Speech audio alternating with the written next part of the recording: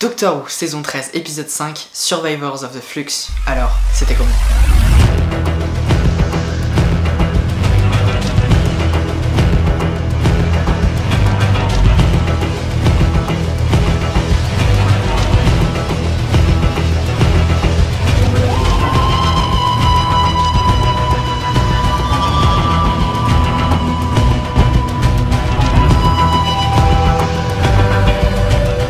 Le docteur est appelé par la division. Dan et Yaz sont coincés depuis 3 ans dans le passé.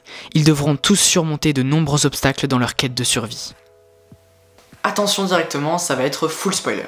J'ai vraiment pas mal aimé cet épisode, même si je pense que c'est celui que j'ai le moins apprécié de la saison pour l'instant.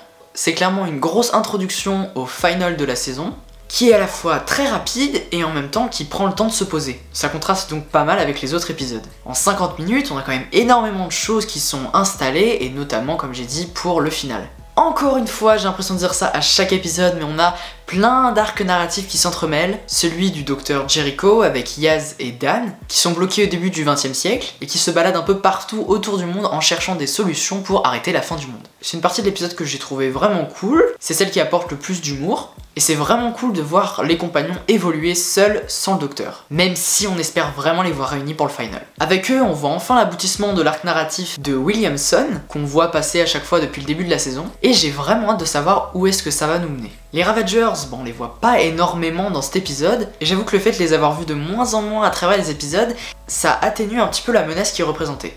C'est pour ça que j'ai eu un peu plus de mal à avoir vraiment peur pour les personnages dans cet épisode. À part pour le docteur, avec cette magnifique arc narratif, avec donc Tecteum, on vient de l'apprendre, c'est fou. Par contre, un petit peu déçu quand même, ça fait quand même 4 épisodes qu'on nous tease la division énormément, et c'est juste Tecteum et un Ood.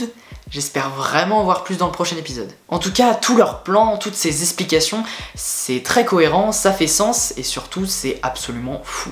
Vinder et Bell, ils sont toujours pas réunis dans cet épisode, et on les voit tous les deux que très peu, avec toute l'histoire des Carvanista et de la Terre, et de tous les ennemis qui vont arriver dans le prochain épisode. D'ailleurs, le retour des Sontarriens, c'était quand même quelque chose d'assez inattendu, et c'est plutôt cool de les ramener. On a toute l'histoire avec Unit, on revoit pour quelques minutes, hein, c'est un peu un caméo, Kate. Il y a énormément de références au classique, on entend la voix du brigadier Lethbridge Stewart, et ce personnage du grand serpent, il est quand même très intimidant, et toute l'histoire qu'il a avec Unit est plutôt bien amenée, et ça amène évidemment au final de la saison.